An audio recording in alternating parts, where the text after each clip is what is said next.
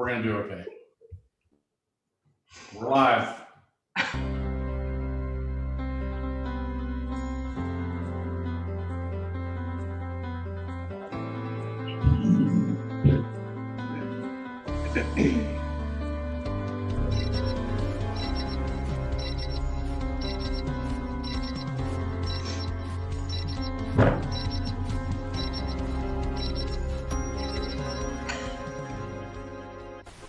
And good morning, JPAR Nation, for this March 3rd of 2021. Don't forget, today at 12 noon Central Time, we have our small group panel where we're going to talk about small groups all month on the advantage of how you can earn $33,000 more a year by being inside a small group. So join us at 12 noon, all of the details in Boss. Now, our special guest today is what is and was a nominee for team production for sales volume, a double diamond winner for 2020, and a Chairman's Club awardee as well. Kim Taylor, welcome. Good morning. Good morning. Now, you and your team kind of ooze what I call our values of productivity and service. What's your just kind of general outlook, your philosophy of running the business and running a team? Well, always put your clients first. It's my job as a team lead to reproduce myself and teach all my team members how to be the absolute best agent they can be, right? Mm-hmm. So if I can duplicate myself, if that's possible, you teach them everything I know, basically, right? Right. I teach them to be successful, then, everything else is going to just fall in place, right? So there's the production side of Kim Taylor Real Estate Group, right? So, when it comes to real estate, it's just the customer has got to be first. We have to, time is of the essence. We have to work quick. We have to respond quick. I get it. Everybody's busy, right? I had a team member yesterday telling me that, she's got like 2 offers out and she has yet to hear from the agent on, she's like, I don't know if we got it. I don't know if that is unacceptable. Just common professional courtesy. Right. Absolutely. Now, how do you go about transferring knowledge? Do you do classes? Do you do one-on-one coaching with your team members? How do you transfer what's in your head up here and in your process? Yeah, it's a lot of phone calls. It's a lot of one-on-one. We do team meetings every 2 weeks. Mm-hmm. But that's kind of more of our collaborative, what are you struggling with? What buyers are you, hoping that we have a listing coming up that we can connect a buyer to. I try to do that every first Tuesday of the month. And then the last Tuesday of the month, I try to do have a title company come in or have a inspection company come in and talk. I mean, we did a new home inspection kind of class with an inspector a couple weeks ago, and it was really good. Like what they look for and common things they find with a new home build that you think is perfect. Mm-hmm. So I try to add value. Like 2020 did not work for that. I had all this stuff lined up. And, we started our team in October of 19, and then 2020, I'm like, yes, January, February, March, I've got all this stuff lined up, had to cancel it all, to cancel everything. Couldn't do anything. I sold a new home once that the hot and the cold water, the plumber reversed them. Yes. And we noted, we found that because we did a little inspection. Well, tell me, we've talked previously about how you balanced in COVID, and we may come back to that. But what I noticed about you that is so inspiring is you're a mom, you're faithful to your church, you work hard at your job, you attend your kids' sporting events. How do you put all that together and still be present in all of your roles? That's a really good question. Well, that's why I have no idea. No, I'm just kidding. Honestly, the grace of God. I mean, I thrive on being busy. If I'm sitting in my house, in my office, and I don't have 5 things on my calendar, I start to stress a little.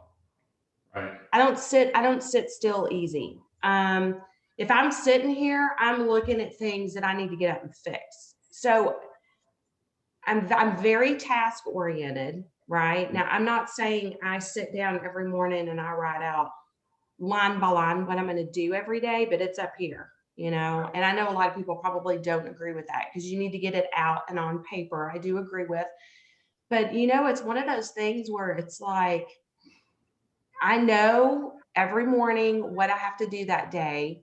I know what's on my calendar and I know what needs to be filled in between all those things on the calendar, whether it's, this may sound stupid, but I constantly have house lists.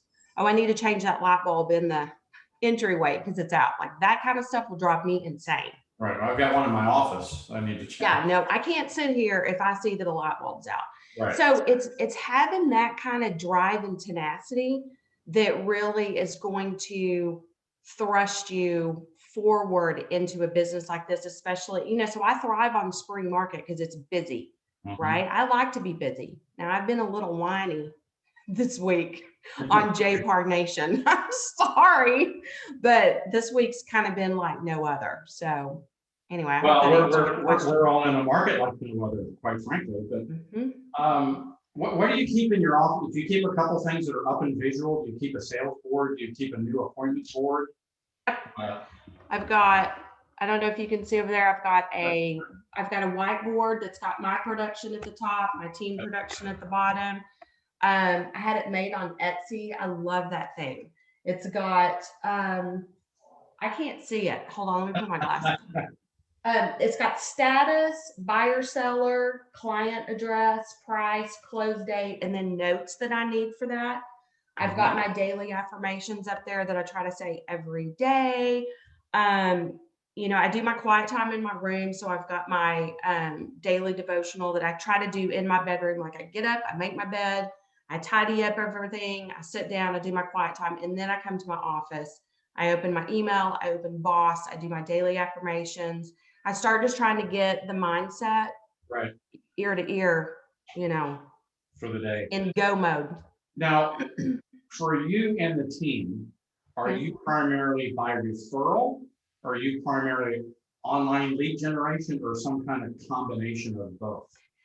So, right, we're referral. I've never bought leads for my team, and that's kind of an understanding when I bring people on because, you know, like I've told you before, my cuts are a little bit higher. You know, I'm all for my team members keeping more money in their pocket. Okay. Right. Not looking to become a millionaire off my team members. So, I try to teach all my people with social media, reaching out, what to do to, you know, get your sphere up and running. And you know, let's be honest with each other.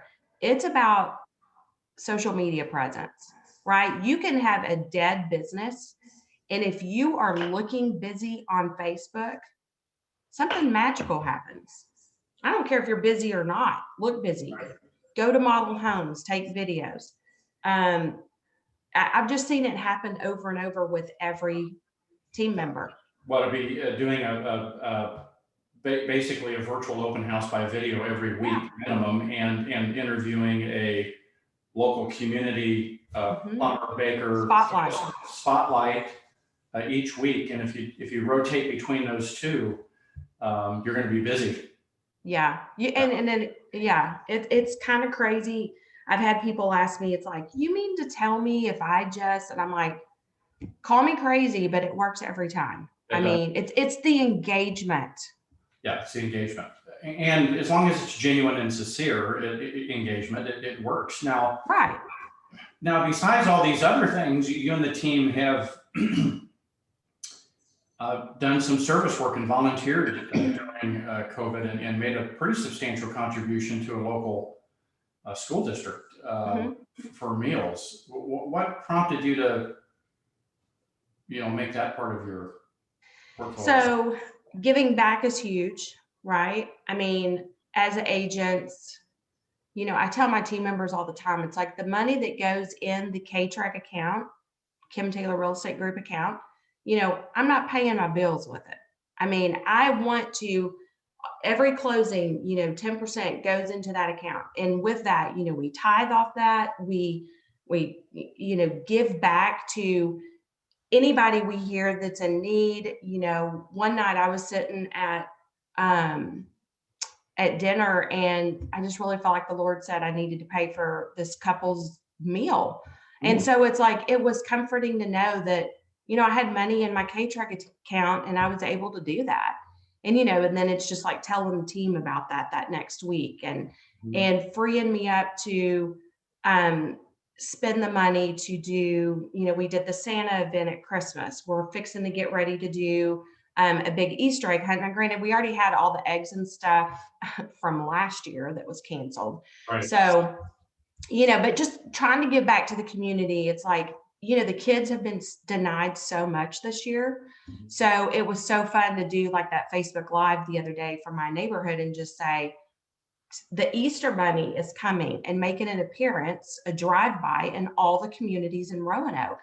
And I got the schedule and saw that, they're doing it on Good Friday. He's driving through here about 5:40. So I was like, hey, what if we do our egg hunt like about 4:00 and we do it on the walking trail? And so I'm super excited about that. So it just frees me up frees the team up. If somebody comes to me and says, hey, I know this person in need, or this charity needs this or whatever, it's important to give back to that. Yeah, so I love it. So that's just part of your culture that you've built for yourself, for your own practice, and for the team. Very creative. And it's, while I know you don't do it for this purpose, it has to keep you connected with your sphere and bring in more referrals. It does. I mean, that's not your initial purpose. But then on the flip side, you're constantly doing a Facebook Live while you're there. We got more engagement from doing our Santa event. We had, my neighbor down the street, I got to know her. And when we moved in this neighborhood this summer, and she is on the HOA board. So I was like, okay, I'm going to get more involved with the HOA board. And so my daughter and I helped put veterans flags up in the neighborhood. And then we did the Santa event. She's like, hey, my cousin is a great Santa. He's got this old truck. We can get him to do it. You can put Kim Taylor Real Estate Group sponsored it. We did cocoa. We did candy. We handed out candy canes. And now neighbors all the time come to me and they're like, oh my gosh, you're the one that did the Santa event. I'm like, yes, we did. My team and I did that. So it's pretty fun. Yeah, that's awesome. Yeah. Well, as you look forward at this crazy market, the next couple of months are going to be tough for all of us because the unpredictability of the buyer getting an offer. We know there's 5 or 6 things we can do to make our offer stronger. Tying in the lender better, making sure they're fully qualified, appraisal again. There's lots of tactics that we're all sharing on Facebook that bring our offers to the top. But how are you coping besides crime? How are you preparing yourself and your team to kind of navigate this uncharted territory? Well, had a team member text in our team chat or team message, just like Monday. And she's like, can we please get together and talk about this? I think it's our off week, maybe, to have a team meeting. And I was like, yeah, let's get together. And so they came over yesterday and we just talked about situations and scenarios and what we could have done different or what we will do different. It's just sad to think that the days of getting your lender to call an agent to help boost your client, like those days have gone by the wayside for now. And then the days of, I have several clients that would have been contingent that I got them pre-qualified with a special program where they're non-contingent. It's a bridge loan. They pay a little bit more interest, but it's a slam dunk deal for getting them to purchase a home first before we list their home. Kind of like a But yeah, yeah, swap. but we can't find them a house, first of all. Right. So yeah, I could have their listing, but I can't find them any place to move. So I've got literally 4 clients on hold waiting to find a house. Yeah, and we know it's going to balance out over time. It will. It's It gonna will. take time. We're going to have an uptick in interest rates, but what I love about you guys getting together like that, whether you're on a team or not a team, that's what the whole small group initiative that we're going to kick off again at 12 noon today. Right now, I think across JPAR Nation, I don't know, we have 30, 35 small groups that meet weekly, every That's other awesome. or once a month. We want to double that number. That way, anybody who wants to connect can with somebody. And we know the stats. Kim did a survey that showed if you're in one of these small groups or a team like yourself, that you make $33,000 more per agent by just being connected in a group of agents that get together and talk about this stuff. I would totally agree. The thing about it is, I've said it before. My team is about hashtag better together. It is no fun being by yourself. It's, yeah, you may have to give a little bit of your money to come to a team, but the fact that you get collaboration and ideas and you're together as a group, I started most of my team with the 2020 vision group. Right. I don't remember when we did those, did, like yeah. in 2019. Yeah. It's like everybody was setting up these little groups to gear up for 2020. And so I held a group here in Roanoke at a breakfast place. And, I had probably 10 to 12 agents come. I mean, it was like usually 5 to 8 every week because not everybody could come. But that's where I met Camille and Stephanie, who initially joined my team. They're like, this is what I need. Right. This is what I need.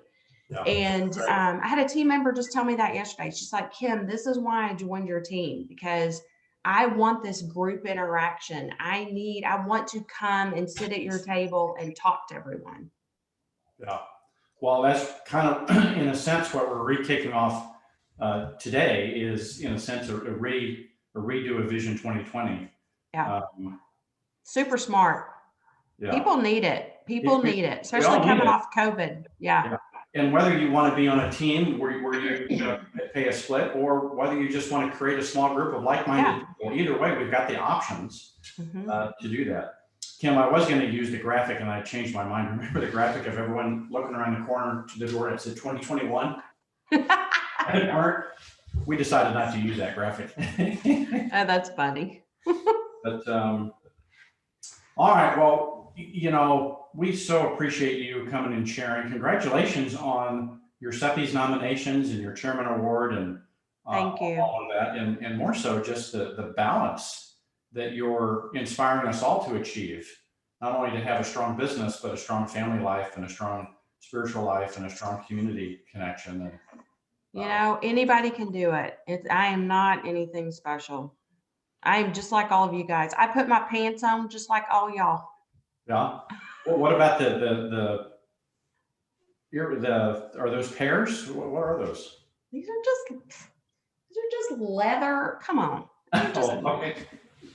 These are not pears, Mark. These are just leather teardrop earrings. Oh, got it. Okay. In fact, you know what? I got these on Amazon, like literally a 10-pack, all different colors. Best purchase ever. There you go. Now I'm a little color challenged. What color are they? You can't tell what color this is. This is my favorite color in the world. It's mustard. Oh, okay. Got it. Mustard gold. What color does it look like to you? Shannon's laughing at us. Yeah, she's laughing. We're talking about Kim Taylor's earrings. When they're shades of color, it's I struggle. All right, well, there we go. That's our morning club for March the 3rd, 2021. Kim, thank you so much for joining us. Thank everyone who joins us every morning. I think this is episode number 300 or something.